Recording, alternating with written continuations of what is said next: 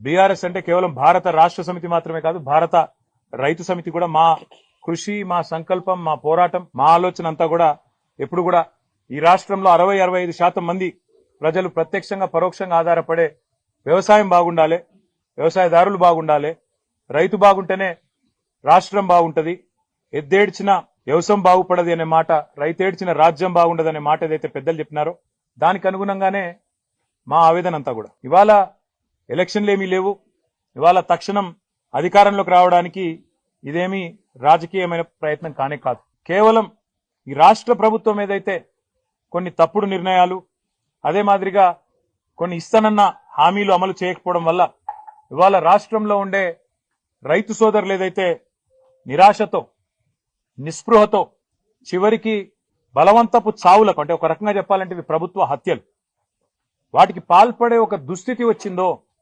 ఎందుకు వచ్చింది, ఏం జరిగింది సంవత్సర కాలంలో, ఏం చేస్తే బాగుంటది అని నిర్మాణాత్మకంగా ఒక ప్రతిపక్షంగా, ప్రధాన ప్రతిపక్షంగా ఒక ఆలోచన చేసి పార్టీ పెద్దలు, మా పార్టీ అధ్యక్షులు, తెలంగాణ తొలి ముఖ్యమంత్రి కేసీఆర్ గారి ఆదేశం మేరకు, తాను స్వయాన రైతు కేసీఆర్ గారు, ఆయనకుండే ఆవేదన రైతు పట్ల, ఆయన గుండెల్లో ఉండే ఆర్తి బహుశా ఈ రాష్ట్ర పాలకులకు ఇప్పుడు లేదు.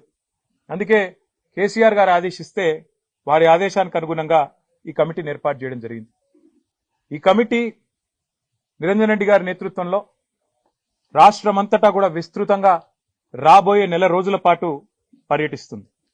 ఈ నెల రోజుల్లో రైతు సంఘాలు, రైతులు, వివిధ సమూహాలతో ఎక్కడికక్కడ మరి కలుస్తుంది. కమిటీ యొక్క నిజంగా వారి కమిట్మెంట్ కు నేను ధన్యవాదాలు కూడా తెలియజేస్తా ఉన్నా. ఎందుకంటే మా జోగురామన్న గారు వెంటనే స్పందించి అన్నారు, అన్నా అక్షర క్రమంలో మేమే ముందున్నాం ఆదిలాబాదు, మా దగ్గర నుంచే పని మొదలు పెడదాం, మీరు రండి, మా పూర్వ ఆదిలాబాద్ జిల్లా నుంచే పని మొదలు పెడదామని చెప్పి నిరంజన్ రెడ్డి గారికి చెప్పగానే వారు కూడా వెంటనే అందరితో సంప్రదించి ఎల్లుండే పని మొదలు పెడదామని నిర్ణయం తీసుకున్నారు. 24వ తారీఖు నుంచి ఈ కమిటీ మరి పూర్వ ఆదిలాబాద్ జిల్లా నుంచి తన పనిని ప్రారంభించి రాబోయే నెల రోజుల పాటు అన్ని జిల్లాలు, దాదాపుగా అన్ని వర్గాల రైతులను, వ్యవసాయదారులను అందరినీ కలిసి ఏ రకమైన ఇబ్బందులున్నాయి, రుణమాఫీ ఎంత మేరకు జరిగింది, రైతు భరోసా ఎంత మేరకు రాబోతున్నది, అసలు రాష్ట్రంలో ఏం జరుగుతా ఉంది, కరెంటు సరఫరా ఎట్లున్నది, నీటి పరిస్థితి ఏంది, సాగునీటి పరిస్థితి ఏంది, రైతులు ఏ రకంగా ఇబ్బందులు ఎదుర్కొంటున్నారు, మద్దతు ధర పరిస్థితి ఏంది, బోనస్ ఏంది, కొనుగోలు కేంద్రాలు ఏంది, అసలు రాష్ట్రంలో రైతు వేదికలు ఏవైతే 2603 ఆనాడు కేసీఆర్ గారి నాయకత్వంలో కట్టుకున్నామో ఆశించిన ప్రయోజనం గాని, ఉద్దేశించిన లక్ష్యం గాని నెరవేరుతున్నదా, వాటి వల్ల ఏం జరుగుతున్నది, ఇవన్నీ కూడా అన్ని జిల్లాల్లో పర్యటించి ఎక్కడికక్కడ రైతాంగంతో మాట్లాడి వారిలో భరోసాను కూడా నింపడానికి. ఈ ఉద్దేశం ఏంటంటే రైతులు ఇవాళ నిస్పృహలో 400 మంది పైగా ఎవరైతే బలవన్మరణానికి పాల్పడ్డారో, ఆత్మహత్యకు పాల్పడ్డారో వారి కుటుంబాలు మాత్రమే కాదు మిగతా కుటుంబాల్లో కూడా. ఎందుకంటే మొన్న ఒక హృదయ విదారకమైన దీనికి ప్రేరణ, నిజానికి ఈ కమిటీ వేయాలన్న ఆలోచనకు ప్రేరణ ఏంది అంటే, మొన్న ఆదిలాబాద్ పట్టణంలో ఒక బ్యాంకు బ్రాంచ్ లో ఒక రైతు తన రుణమాఫీ కోసం ప్రయత్నం చేసి విసిగి వేసారిపోయి ఆఖరికి బేజారైపోయి అక్కడనే ఎండ్రిని దాగి, పురుగుల మందు దాగి బ్యాంకు ఆవరణలోనే ఆత్మహత్య చేసుకున్నాడు. అక్కడనే కుప్పగులి చచ్చిపోయింది. ఆ పరిస్థితి చూసిన తర్వాత మనిషి అన్నవాడు, ఎవరైనా మనసున్నవాడు కదలక తప్పది, బాధపడక తప్పది.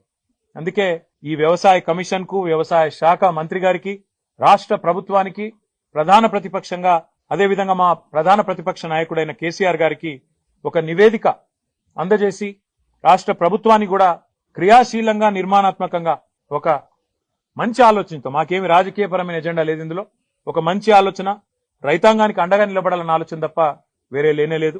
అందుకే 24 నుంచి పని ప్రారంభించి అన్ని జిల్లాలు తిరిగి ఎక్కడికక్కడ అందరినీ కలిసి మరి ఎక్కడికక్కడ వారి సలహాలు, సూచనలు, వారి ఆవేదన అన్ని కూడా నిక్షిప్తం చేసి నెల రోజుల తర్వాత మరి ఫిబ్రవరి ఆఖరి వారం వరకు ఒక నివేదికను ఇటు రాష్ట్ర ప్రభుత్వానికి, ఇటు పార్టీ అధ్యక్షులు కేసీఆర్ గారికి సమర్పించడం జరుగుతుంది. మీడియా సమక్షంలోనే దాన్ని కూడా చేస్తాము.